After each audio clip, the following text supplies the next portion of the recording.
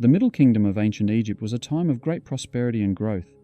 This period stretches from approximately 2040 to 1782 BC and is often considered to be the golden age of the Egyptian civilization. Kings ruled with a strong hand, and the country experienced an influx of wealth due to trade relations with other nations. This period also saw great advances in art, culture, and architecture. In particular, literature flourished, and the form of hieroglyphs that developed during the Middle Kingdom became the standard for much of Egyptian history, even into the New Kingdom. In this video, we will look at the rise and fall of this crucial period in ancient Egypt. But first, we need to see how the pharaohs restored order to a land enduring the chaos of the First Intermediate Period. After the collapse of the Old Kingdom around 2150 BC, the First Intermediate Period began. This was a time of political upheaval and further economic decline, which fueled civil war between different people who sought to seize control of Egypt for themselves. The end of the First Intermediate Period would not occur for almost another 100 years, until the rule of Mentuhotep II, who ruled from around 2060 to 2009 BC. This was partway through the 11th dynasty. He was a great warrior king who conquered the rulers of Heracleopolis in Lower Egypt around the time of his 39th year in power. This victory reunited the warring country, which then resulted in political and economic stability, which hadn't existed since the end of the Old Kingdom. One of the most important changes made during Mentuhotep's reign was the establishment of Thebes as the new capital city of his kingdom. It did not appear to have been a significant location prior to this point. However, elevating Thebes' importance in this way would have consequences for centuries after this. Mentuhotep II led a number of military campaigns during his reign, particularly into the northwest Sinai region and to Nubia in the south. He even built a military fort in the region of Elephantine to maintain control in the south. Mentuhotep II would rule for 51 years, during which he built a great mortuary temple at the west bank at Thebes in preparation for his death. Attached to it was a multi-level terraced tomb with covered walkways. It was an ambitious building and is said to be the inspiration for Hatshepsut's mortuary temple, which was built hundreds of years later. Mentuhotep II was succeeded by his son, Mentuhotep III, who continued with his father's policies. He strengthened the country's borders and had an interest in architectural building. He also expanded Egypt's trade routes. He was then succeeded by Mentuhotep IV, but little is known about his reign.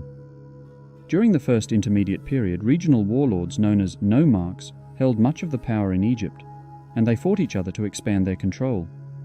Each nomarch was the commander in a designated region of Egypt called nomes. However, when a single pharaoh managed to unify the kingdom once more, he had to re-establish a clear hierarchy. Even though the pharaoh was the absolute ruler of ancient Egypt, since he was considered to be a god on earth, the king could not be in all places at once. Therefore, he needed the nomarchs to act on his behalf, as long as they promised to be loyal to him. As a result, the king chose to appoint individual nomarchs as the governors of his nomes to ensure that the royal rulings were being enforced throughout the provinces of Egypt. These nomarchs still held great power and were responsible for collecting taxes, maintaining order, and leading the military in times of war. Even though the Middle Kingdom pharaohs worked to control the nomarchs and avoid challenges to the throne, over time the nomarchs became very powerful. They often acted independently of the king and even engaged in military campaigns without his permission. This led to a lot of conflict between the king and the nomarchs. Amenemhat I, who had been a vizier under the previous pharaoh, established the 12th dynasty and moved the capital from Thebes to a new city, Itchetawi, south of Memphis. His family line would rule for the next 200 years.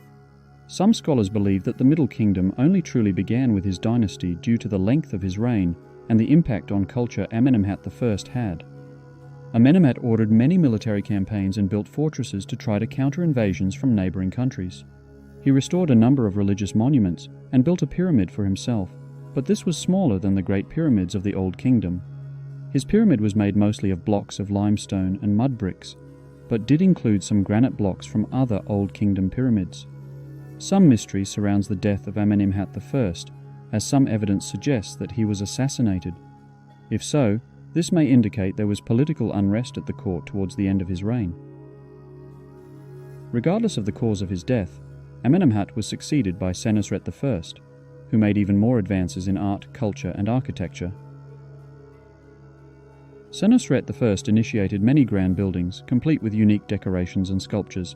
He built monuments to various gods and erected 2 red granite obelisks in Heliopolis to celebrate his 30-year jubilee. One of these is still standing today and is the oldest in Egypt. He continued Egypt's aggressive expansionist tactics in Nubia and ensured the military remained under his control rather than the local rulers. Senusret I was succeeded by his son Amenemhat II, who continued his father's policies of stability and prosperity. The most famous monument from his reign is the White Pyramid at Dahshur, which was originally clad in shining limestone. Amenemhat II was succeeded by his son Senusret II. He is known for his diplomacy and keeping the balance of power between the regional nomarchs and his government. He had an interest in agriculture and established a whole new irrigation system in the Fayum region. He even built dams and dug canals to create more land for cultivation. After the death of Senusret II, his son Senusret III took the throne. His reign was a time of great prosperity and growth for Egypt and is often considered the peak of the Middle Kingdom. He was such a successful and powerful ruler who spent a lot of time focusing on military successes. Senusret III led a particularly violent invasion of Nubia, where he enforced his control over the region by building a series of forts, which marked the boundary of Egyptian control. He also led expeditions into Palestine and Syria, primarily to increase trade connections, which continued to enhance the prosperity of Egypt. He was also an effective administrator who worked to simplify and reorganize outdated traditions.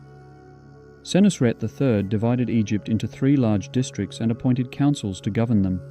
This weakened the power and role of nomarchs, enabling the central government to have greater control of the regional areas. Senusret was a typical warrior king who gained popularity and admiration from his people from his conquests. His impact was not just military, however. He also built many temples and monuments, as well as making improvements to a number of existing ones, including the Temple of Amun at Karnak. He also has his own pyramid built at Dahshur, which was the largest of the 12th dynasty, standing at approximately 78 meters high. During this time, Egyptian literature, art and architecture reached new heights.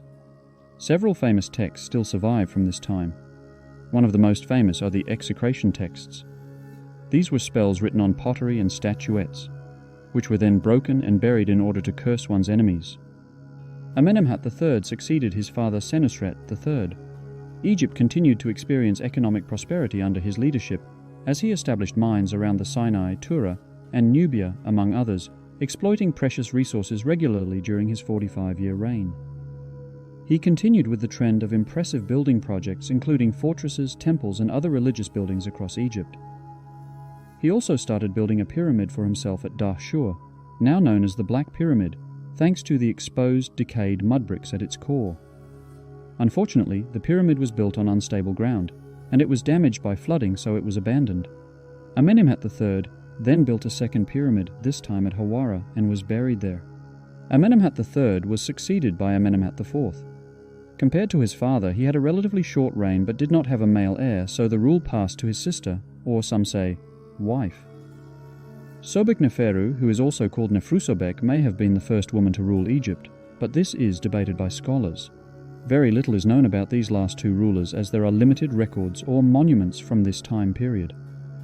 After a short 4-year reign, the 12th dynasty ended with this queen, as there were no further heirs. The 12th dynasty was known for its strength and prosperity. However, the 13th dynasty that followed was not as strong.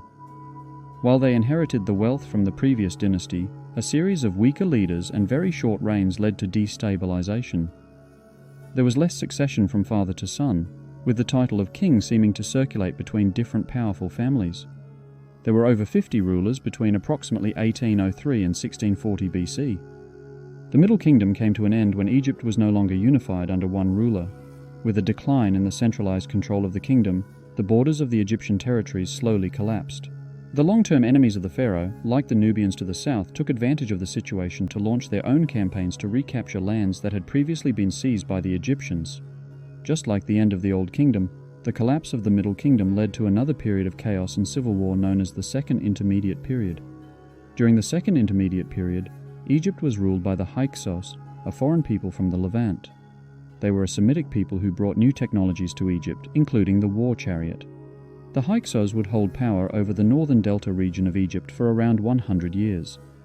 Their cultural influence on the region would be adopted by future Egyptians, but during the Second Intermediate Period, they were considered to be invaders and the primary threat to the re-establishment of a new Egyptian kingdom.